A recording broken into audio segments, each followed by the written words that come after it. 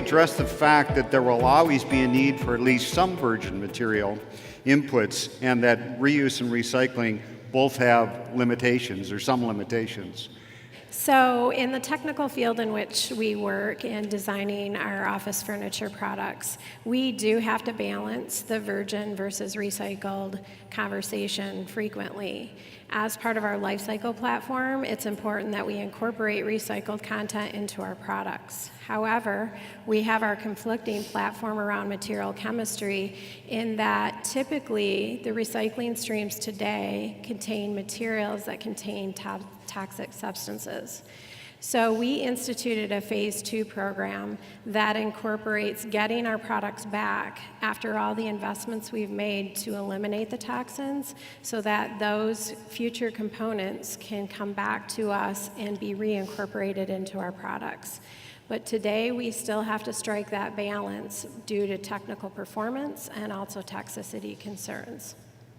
Thanks, Tammy. Apologies. Jason, quickly, we're going to hear from Toronto. For us, it's, like I said before, it's taking the systems that, I mean, when you grow food, you can choose to grow food in a way that takes more energy than is produced, or you can choose to grow it in a way that's restorative under the organic system, where you're rebuilding soil cycles and you're regenerating nature as you grow. And so you know you're going to pull out virgin materials for things like, say, packaging, but it's going to the source and saying, well, when you're pulling these virgin materials, are they being pulled and generated in a way that can be regenerative, that can leave the earth better than you found it? And that's what we're looking at, like for flexible packaging. Does it have to come from a fossil fuel source, or can it come from a natural biological source? And I think that's what you want to look for that portion that needs to be virgin and pulled. Well, how is it being pulled? Thank you. Elizabeth, real quick, we've got to move to the questions outside of the room. Go ahead. Okay. So yes, I think we should try to keep resources in use as long as possible, and try to regenerate material product. And have this sort of closed loop approach. However, I don't think it's always possible. I think first there is, you can recycle something for so long before it degenerates. I mean, paper is a great example of that. The fiber degenerates after some cycles.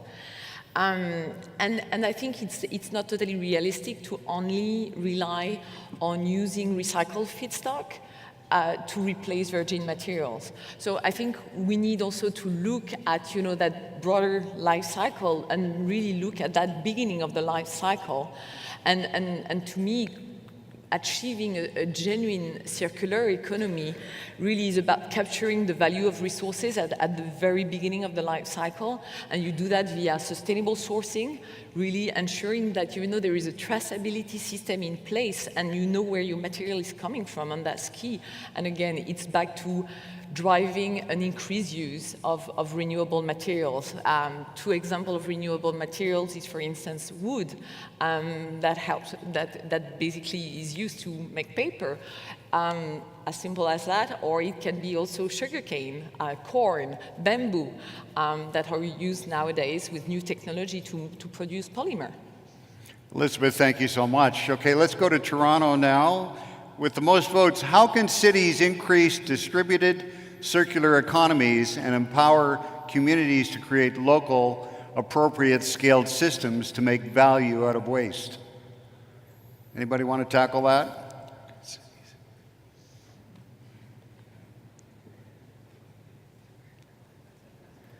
That's a tough one. Sounds like a PhD dissertation.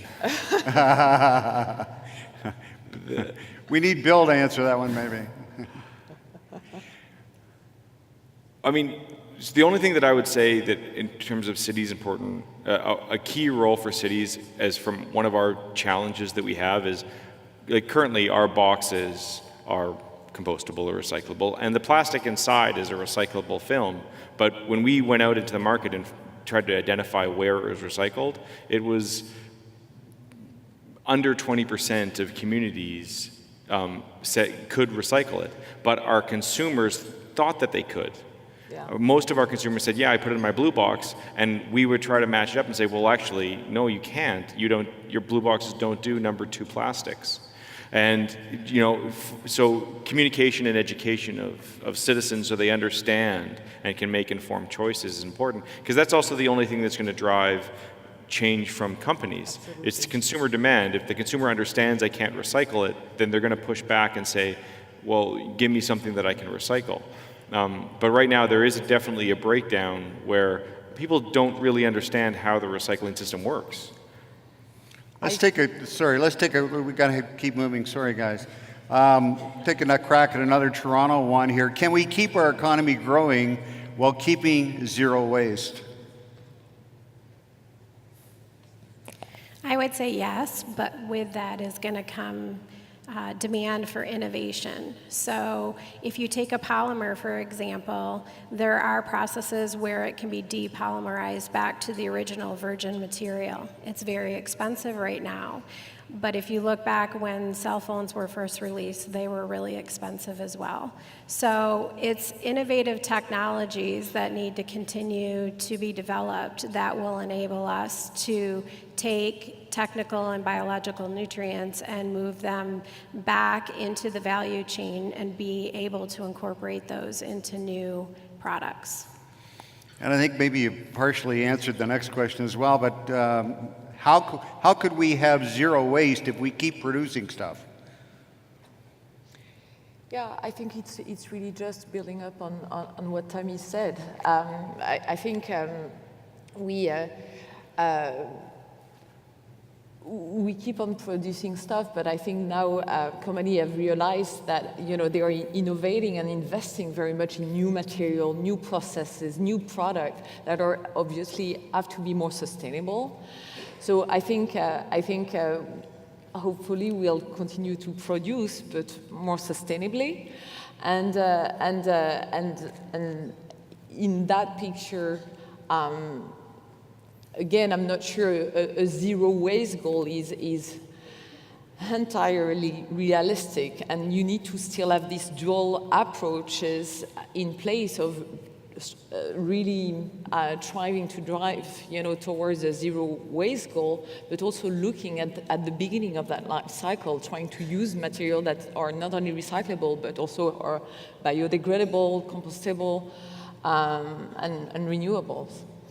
So top of mind, Elizabeth, keep going here. Why are milk cartons still not being given the same attention for recycling as Tetra Paks? Oh, they are.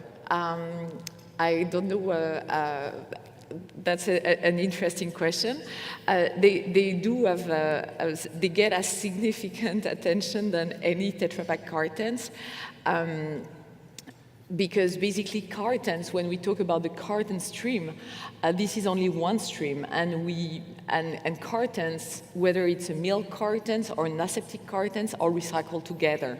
So there is even a grade defined for cartons by the recycling industry, grade 52, and they are obviously recycled together.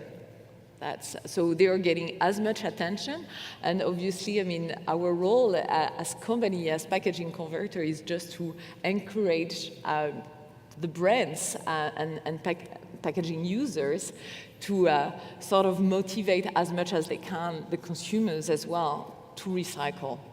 So without hogging the stage, Elizabeth, we've got to give you one more that's jumped to the top of the board here. Tetra Pak, how many of those 190 million packs were recycled? Close to 30%. 30%? 30% globally. And we are aiming by 2020 to reach 40%. You have to understand that while it may sound pretty low, especially in Canada, where recycling rates are way higher for cartons, we are growing in countries like Pakistan and India and China, where yet the infrastructure is not yet available for any commodities, whether it's carton or other commodities. So it takes time to build that infrastructure, and we're involved in that as well. but it just takes time. But in Canada, we have made really great progress, and I can only encourage people to go and check our website, recyclecartons.ca, from the Carton Council Canada. I think what it speaks to when you talk about going from 0 to 30% and goals of 40%, it just demonstrates the challenges of trying to raise the bar on all of those numbers. And it's a huge task, and it's a long-term play, because I know that your organization spends millions of dollars trying to do so. So I think we're out of time. Any other questions that we need to address? How about the top one? Anyone want to tackle this? Why do most plastics still have recycling symbols? I don't know. Well, I can take that. I believe from my experience in Canada, they do carry still that Mobius loop on it, but now you have also many type of plastics. That's the issue, and you see that there are different plastic from number 2 and number 3, PET and HDPE. You have also number 5, number 6, number 7. So you have a lot of different plastics, but usually those are still have to be labeled. And if I'll add, I think one of the reasons why is because of the incentive structures for packaging. When a packaging company comes to a consumer good, the incentive isn't, I need to provide you a packaging that has an end-of-life plan. It's, I need to provide you something that gives you the shelf life you need, or will survive the trip to the consumer and your product is in good shape. That's the incentive that exists. So the reason why the innovation in layers and polymers and different plastics is not, let's innovate towards recyclability generally. That's the incentive for this service. And so it does really come back down to the value, like what value does it provide? And if there isn't something there like that generates a value, then it's not going to drive behavior. Right. Thank you. Well, thank you very much, and thank you on behalf of our panel and myself to Malcolm and the National Zero Waste Council in Metro Vancouver. This is a brilliant platform for us to advance this discussion. We thank you very much.